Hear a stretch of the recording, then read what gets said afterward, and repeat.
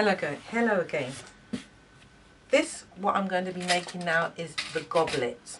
As I said once before on my videos, imagine now this is your complete curtain with whatever length. This is two-fold. This is either a curtain, an expanded, use your imagination, it's a long curtain, or it's a valance.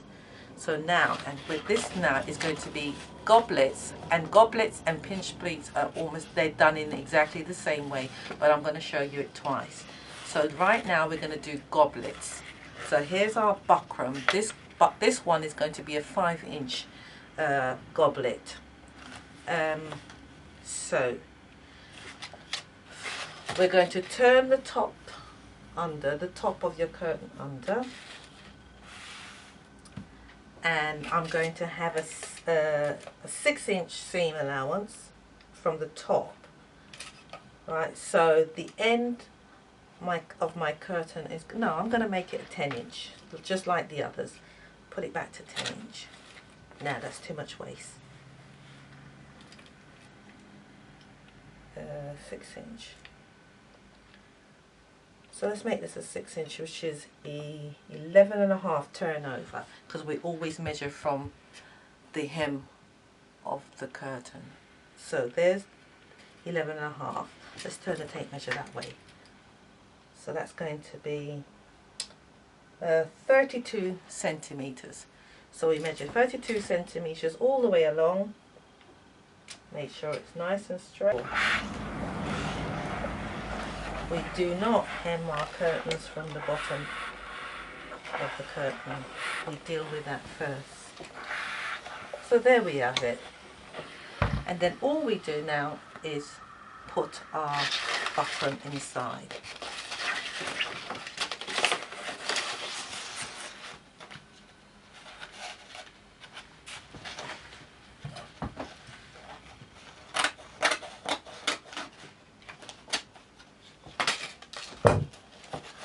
Now at the end of it, I turn this in .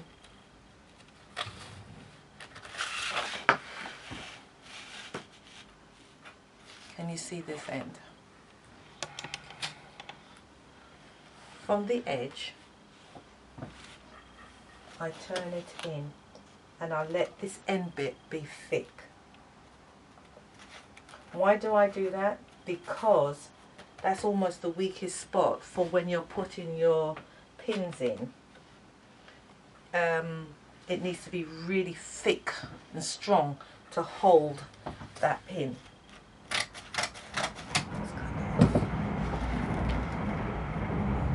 And this buckram is stick-on both sides.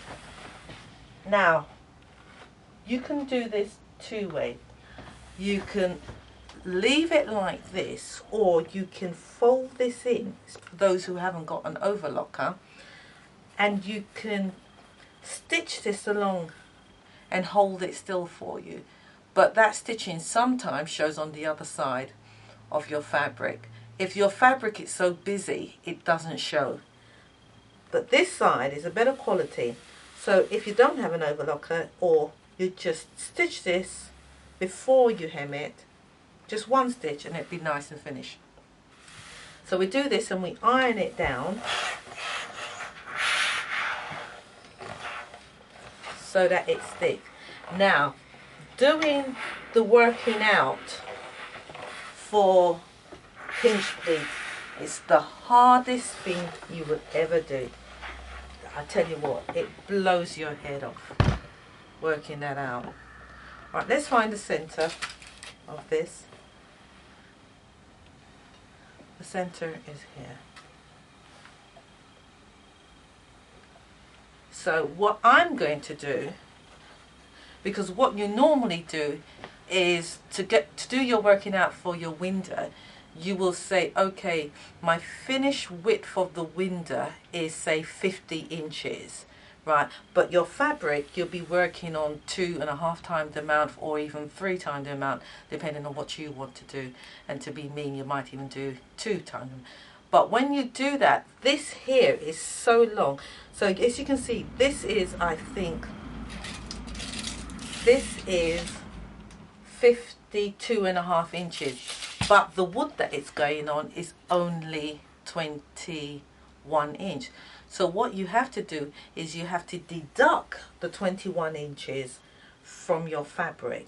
So in theory, if you see this amount here is what your spacing is going to be worked out by, and this here is what is going to be left for the amount of pleating you're going to put in. So you've got to do the calculation. Now normally on one 54-inch wide fabric, you normally can get around 5 finished pleats from it. So, and based on that, it's normally, when you work it out, the easiest way to do it is 5 inches for your pleat, 5 inches for your space, or sometime I like 4 inches, but you have to calculate it to bring it in. So I'm going to do it the quickest way so that you can understand, which is 5 inches I'm going to work out. So what I've done is I found my center, right, and of my center I'm going to halve it, and I'm going to, what do? Do we put a pleat in the middle first, or do we put a space in the middle? You've got to work that out. Right now I'm going to start off with a pleat in the middle and see how. So if I pleat, pleat, pleat, pleat, I've got a bit left over. So we start off with a pleat in the middle. So first of all, I've got 2.5 inches. This is the easiest way I can figure out. I'm telling you how to do it. So my first pleat is 5 inches there.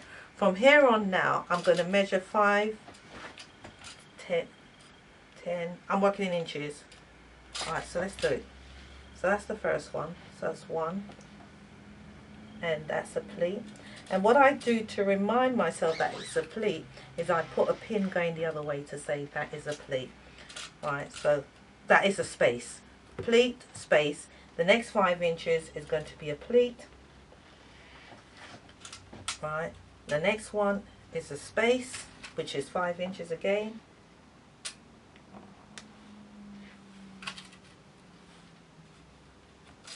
And the next one is 5 inches. I'm sorry.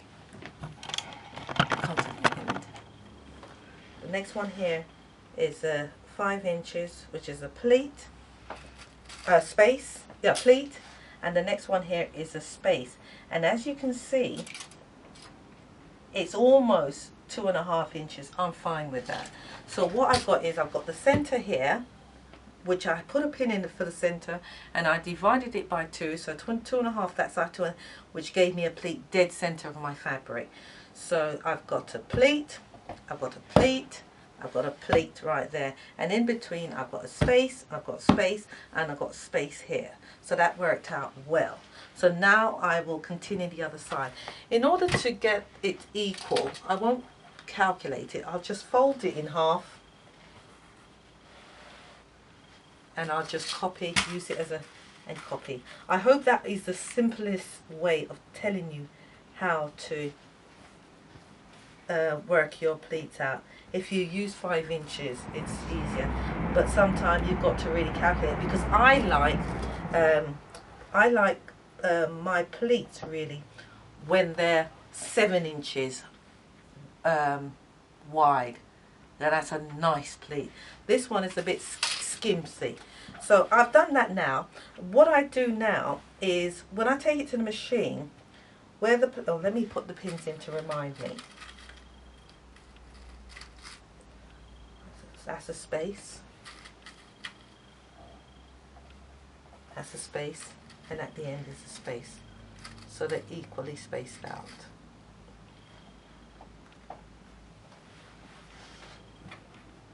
Right, what I do is, there is my pleat. When I'm at the machine, I fold it over like that. Then where the pins are, I fold it there. And that's how I get my pleat. And I do that for each one of them. So let's do another one. So that's